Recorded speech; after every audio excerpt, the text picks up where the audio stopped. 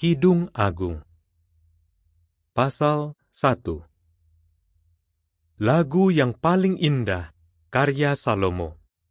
Ciumlah aku dengan bibirmu, karena ungkapan sayangmu lebih baik daripada anggur. Minyak wangimu sungguh harum. Namamu seperti minyak wangi yang dituang. Itu sebabnya gadis-gadis mencintaimu. Raja telah membawaku ke kamarnya. Bawa aku pergi bersamamu. Mari kita lari. Mari kita bersuka cita dan bergembira bersama. Mari kita bicara tentang ungkapan sayangmu yang lebih baik daripada anggur. Tak heran mereka mencintaimu. Oh putri-putri Yerusalem, aku hitam tapi cantik. Seperti kemah Kedar, seperti kain kemah Salomo. Jangan pandangi aku karena aku hitam, karena matahari telah membakar kulitku. Saudara-saudara lelakiku memarahi aku. Mereka menyuruhku mengurus kebun anggur, tapi kebun anggurku sendiri tidak aku urus. Beritahu aku, kekasihku tercinta, di mana kamu menggembalakan domba? Di mana kamu membiarkan mereka berbaring pada tengah hari? Beritahu aku, supaya aku tidak berkeliling di antara kawanan domba teman-temanmu, seperti wanita yang berduka. Oh gadis tercantik, jika kamu tidak tahu, ikutilah jejak kawanan domba, dan gembalakan anak-anak kambingmu di dekat kemah para gembala. Pujaan hatiku, kamu secantik kuda betina di kereta Firaun. Pipimu manis dengan hiasan, lehermu indah dengan kalung-kalung. Akan kami buatkan untukmu mahkota emas yang dihiasi perak. Ketika raja duduk di mejanya, minyak wangiku menebar keharuman. Kekasihku bagaikan sekantong mur harum yang bermalam di dadaku. Kekasihku bagaikan seikat tanaman wangi di antara kebun-kebun anggur En-Gedi. Cintaku, kamu sungguh cantik. Kamu sungguh cantik. Matamu seperti mata merpati. Kekasihku, kamu tampan dan menyenangkan. Rumput hijau menjadi tempat tidur kita. Pohon aras menjadi balok rumah kita. Pohon juniper menjadi tiang-tiangnya. Pasal 2. Aku hanyalah bunga safron di dataran, sekuntum lili di lembah. Seperti bunga lili di antara semak berduri. Begitulah kekasihku di antara para gadis. Seperti pohon apel di antara pohon-pohon di hutan, begitulah kekasihku di antara para pemuda. Aku ingin sekali berteduh di bawahnya, dan buah-buahnya manis bagiku. Dia membawaku ke rumah pesta, dan semua tahu cintanya hanya untukku.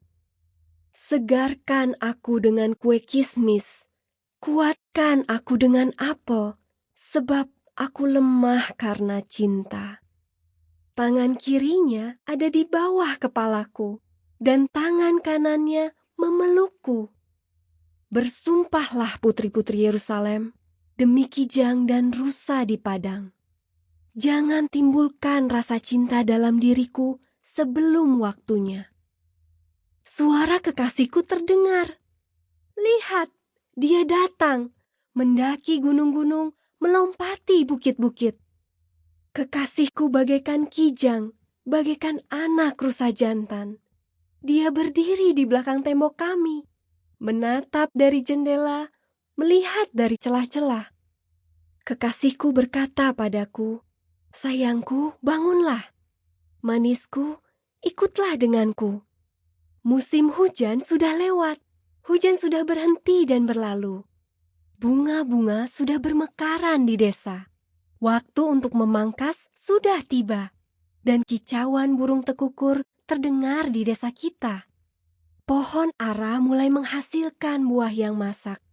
Tanaman anggur berbunga dan menebarkan keharuman. Bangunlah sayangku, datanglah. Manisku, ikutlah denganku. Oh merpatiku yang ada di celah tebing, di celah lereng yang terjal, aku ingin melihatmu dan mendengar suaramu, karena wajahmu cantik dan suaramu merdu. Tangkap rubah-rubah itu, rubah-rubah kecil yang merusak kebun anggur, karena kebun anggur kami sedang berbunga. Kekasihku milikku, dan aku miliknya. Dia sedang mengembalakan domba di antara bunga lili. Sebelum angin bertiup dan bayang-bayang menghilang, cepatlah pulang, oh kekasihku, bagaikan kijang atau anak rusa jantan di gunung pemisah. Pasal 3. Di tempat tidurku pada malam hari, kurindukan kekasihku. Kurindukan dia, tapi dia tidak ada. Aku akan bangun dan mengelilingi kota. Di jalan-jalan dan lapangan-lapangan akan kucari kekasihku. Kucari dia, tapi tidak kutemukan. Penjaga yang berkeliling kota menemukan aku, dan aku bertanya, apakah kalian melihat kekasihku? Baru saja kutinggalkan mereka, aku bertemu kekasihku. Aku memegangnya erat-erat, tidak kulepaskan, sampai aku membawanya ke rumah ibuku, ke kamar milik wanita yang melahirkan aku. Bersumpahlah putri-putri Yerusalem, demi kijang dan rusa di padang. Jangan timbulkan rasa cinta dalam diriku sebelum waktunya. Apa itu yang datang dari padang belantara? Seperti gumpalan asap yang harum dengan mur dan kemenyan, dengan berbagai bedak wangi dari pedagang. Lihatlah tandu milik Salomo, yang dikelilingi 60 pria kuat, pria-pria Israel yang kuat. Semuanya memiliki pedang, terlatih dalam perang, semuanya dengan pedang di pinggang, siap bertarung di malam hari. Itu tandu milik Raja Salomo, yang dia buat dari pohon Lebanon. Tiangnya dari perak, sandarannya dari emas, dan kursinya dari wol ungu. Bagian dalamnya dihias dengan kasih sayang oleh putri-putri Yerusalem. Keluarlah putri-putri Sion. Lihatlah Raja Salomo. Di hari pernikahannya, di hari dia bergembira, memakai mahkota yang dibuat ibunya. Pasal 4. Cintaku, kamu sungguh cantik. Kamu sungguh cantik. Mata di balik cadarmu seperti mata merpati. Rambutmu bagaikan kawanan kambing yang turun dari pegunungan Gilead. Gigimu putih dan indah bagaikan kawanan domba yang baru dicukur dan dimandikan. Semuanya memiliki pasangan yang sempurna. Tak ada satupun yang hilang. Bibirmu bagaikan pita merah, dan kata-katamu menyenangkan. Pipi di balik kerudungmu bagaikan sepotong buah delima. Lehermu bagaikan menara Daud, dibangun dengan lapisan batu. Di atasnya tergantung 1000 perisai, perisai bundar milik pria-pria yang kuat. Buah dadamu bagaikan 2 anak rusa, anak kembar kijang yang makan di antara bunga lili. Sebelum angin bertiup dan bayang-bayang menghilang, aku akan pergi ke Gunung Mur dan ke Bukit Kemenyan. Cintaku, betapa cantik dirimu, tiada cacat padamu. Pengantinku, mari kita pergi dari Lebanon, mari kita pergi dari Lebanon. Turunlah dari puncak Amana, dari puncak Senir, puncak Hermon, dari sarang singa, dari gunung tempat macan tutul. Kamu menawan hatiku, sayangku, pengantinku. Kamu menawan hatiku dengan satu tatapan matamu, dengan satu permata pada kalungmu. Sayangku, pengantinku, ungkapan sayangmu sungguh manis. Ungkapan sayangmu jauh lebih baik daripada anggur, dan minyak wangimu lebih harum daripada segala jenis rempah. Pengantinku, bibirmu semanis madu murni, lidahmu seperti susu dan madu, dan wangi bajumu seperti wangi hutan Lebanon. Sayangku itu, pengantinku, bagaikan kebun yang dikunci, mata air yang tertutup rapat. Tunas-tunasmu seperti Firdaus yang penuh dengan delima, dengan buah-buah terbaik, dengan tanaman wangi dan tanaman narwastu dan safron, jerangau dan kayu manis, dengan berbagai pohon kemenyan, mur dan gaharu, dengan semua minyak wangi terbaik. Kamu bagaikan mata air di kebun, sumber air yang segar, dan sungai yang mengalir dari Lebanon. Bangunlah angin utara, datanglah angin selatan, bertiuplah ke arah kebunku, dan tebarkan keharumannya. Semoga kekasihku datang ke kebunnya dan makan buah-buahnya yang terbaik. Pasal 5. Aku sudah datang ke kebunku, oh sayangku, pengantinku. Mur dan rempah-rempahku sudah kupetik. Madu dari sarang maduku sudah kumakan. Anggur dan susuku sudah kuminum. Teman-teman, makanlah, minum dan mabuklah dengan ungkapan sayang. Aku tidur, tapi hatiku terjaga. Kudengar kekasihku mengetuk pintu. Oh sayangku, cintaku, bukakan pintu bagiku. Merpatiku, kekasihku yang sempurna. Sebab kepalaku basah dengan embun, rambutku basah dengan tetesan embun malam. Jubahku sudah kulepas, haruskah aku memakainya lagi? Kakiku sudah kucuci, haruskah aku mengotorinya lagi? Kekasihku menarik tangannya dari lubang pintu, dan hatiku berdebar-debar karena dia. Aku bangun untuk membuka pintu bagi kekasihku. Mur menetes dari tanganku. Cairan mur dari jari-jariku menetes pada gagang pintu. Aku membuka pintu bagi kekasihku, tapi dia sudah tak ada. Kekasihku telah pergi. Hancur rasanya saat dia pergi. Ku cari dia, tapi tidak kutemukan. Kupanggil dia, tapi tak ada jawaban. Penjaga yang berkeliling kota menemukan aku. Mereka memukul aku, dan mereka melukai aku. Penjaga tembok mengambil selendangku. Bersumpahlah putri-putri Yerusalem, jika kalian bertemu kekasihku, beritahu dia bahwa aku lemah karena cinta. Oh gadis tercantik, apa kelebihan kekasihmu daripada kekasih yang lain? Apa yang membuatnya lebih baik daripada yang lain? Sampai kami disuruh bersumpah seperti ini. Kekasihku tampan, dan kulitnya kemerah-merahan.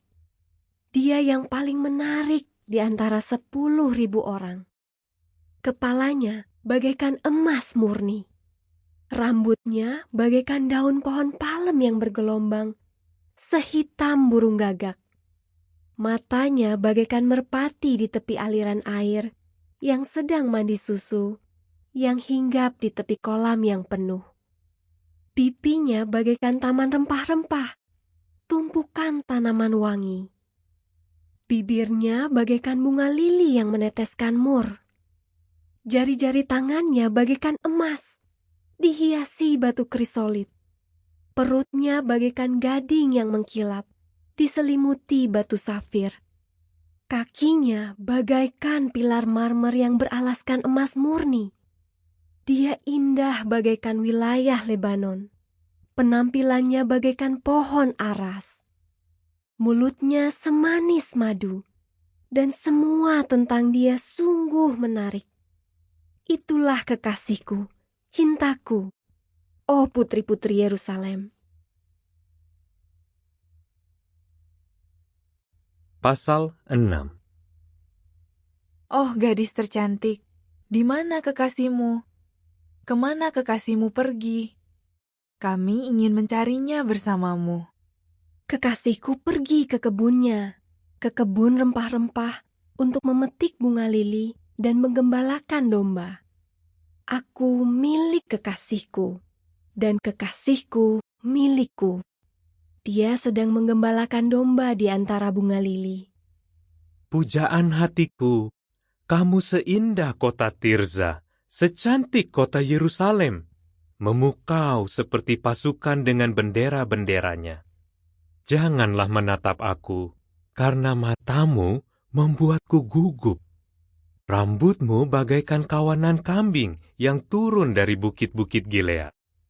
Gigimu putih dan indah, bagaikan kawanan domba yang baru dimandikan. Semuanya memiliki pasangan yang sempurna, tak ada satupun yang hilang. Pipi di balik kerudungmu bagaikan sepotong buah delima. Aku memang memiliki 60 ratu dan 80 selir, juga gadis-gadis yang tidak terhitung. Tapi hanya satu merpatiku, gadisku yang sempurna. Dia paling istimewa di mata ibunya, kesayangan wanita yang melahirkannya.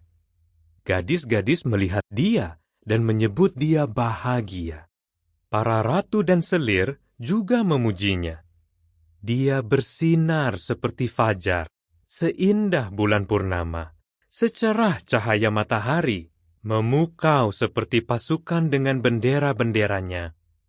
Aku pergi ke kebun buah untuk melihat tunas-tunas baru di lembah, untuk melihat apakah tanaman anggur telah bertunas, apakah pohon delima telah berbunga.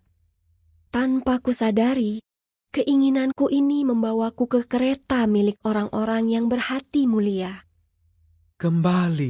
Kembalilah, oh gadis Syulam. Kembalilah, agar kami bisa melihatmu lagi. Kenapa kalian ingin melihat gadis Syulam? Melihat dia bagaikan melihat tarian dua pasukan. Pasal 7. Indahnya kakimu yang memakai sandal, oh gadis yang baik hati. Lekuk pinggangmu bagaikan perhiasan buatan seorang seniman. Pusarmu bagaikan mangkuk bulat. Semoga itu tidak pernah kekurangan anggur. Perutmu bagaikan tumpukan gandum yang dikelilingi bunga lili. Buah dadamu bagaikan dua anak rusa, anak kembar kijang. Lehermu bagaikan menara gading. Matamu bagaikan kolam di Hesbon, dekat gerbang Batrabim. Hidungmu bagaikan menara Lebanon yang menghadap Damaskus. Kepalamu seindah Karmel, dan rambutmu bagaikan wol ungu. Rambutmu yang terurai menawan hati raja. Betapa cantiknya dan betapa menyenangkannya dirimu. Oh gadis pujaan, kamu melebihi segala yang disenangi. Penampilanmu bagaikan pohon palem, buah dadamu bagaikan sekumpulan buah kurma. Aku berkata, akan kupanjat pohon palem itu, agar kupegang tangkai buahnya. Semoga buah dadamu menjadi seperti tandan buah anggur. Napasmu harum seperti apel, dan mulutmu seperti anggur terbaik. Semoga itu mengalir lembut untuk kekasihku, meluncur lembut di bibir orang yang tertidur. Aku milik kekasihku, dan dia menginginkan aku. Datanglah, oh kekasihku, mari kita pergi ke padang. Mari kita tinggal di antara tanaman wangi. Mari kita bangun pagi-pagi dan pergi ke kebun anggur untuk melihat apakah tanaman anggur telah bertunas, apakah bunga telah mekar, apakah delima telah berbunga. Rasa sayangku padamu akan kuungkapkan di sana. Buah dudai menebar keharumannya. Di dekat pintu ada segala jenis buah pilihan. Yang baru maupun yang lama, kusimpan untukmu, oh kekasihku. Pasal 8. Seandainya kamu saudaraku yang menyusu di buah dada ibuku, lalu jika di luar aku bertemu denganmu, akan kucium dirimu, dan tidak akan ada yang menghinaku. Aku akan menuntunmu. Aku akan membawamu ke rumah ibuku, wanita yang mengajari aku. Aku akan memberimu minuman anggur, sari buah delima yang segar. Tangan kirinya ada di bawah kepalaku, dan tangan kanannya memelukku. Bersumpahlah putri-putri Yerusalem, jangan timbulkan rasa cinta dalam diriku sebelum waktunya. Siapakah ini yang datang dari padang belantara, yang bersandar pada kekasihnya? Di bawah pohon apel, aku membangunkan kamu. Di sanalah ibumu kesakitan karena melahirkan. Di sanalah dia kesakitan karena melahirkanmu. Taruhlah aku sebagai meterai di hatimu, sebagai meterai di lenganmu, karena cinta itu sekuat kematian, dan kesetiaan itu seteguh kuburan. Kobarannya seperti api yang menyala, nyala apiyah. Air yang meluap tak mampu memadamkan cinta, sungai pun tak sanggup menghanyutkannya. Jika ada yang ingin membeli cinta dengan semua hartanya, itu pasti akan dihina. Kami punya adik perempuan yang belum punya buah dada. Apa yang harus kami lakukan bagi dia saat ada yang datang untuk melamarnya?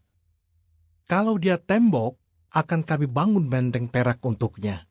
Tapi kalau dia pintu, akan kami taruh palang kayu aras padanya. Aku bagaikan tembok, dan buah dadaku bagaikan menara. Itu sebabnya aku di matanya seperti wanita yang menemukan kedamaian.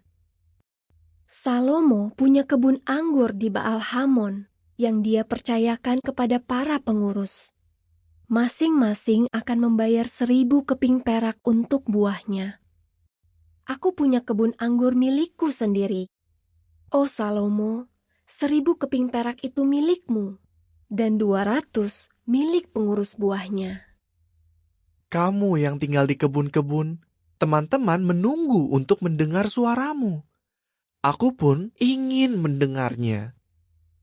Cepatlah kekasihku, dan larilah seperti kijang, seperti anak rusa jantan di atas gunung rempah-rempah.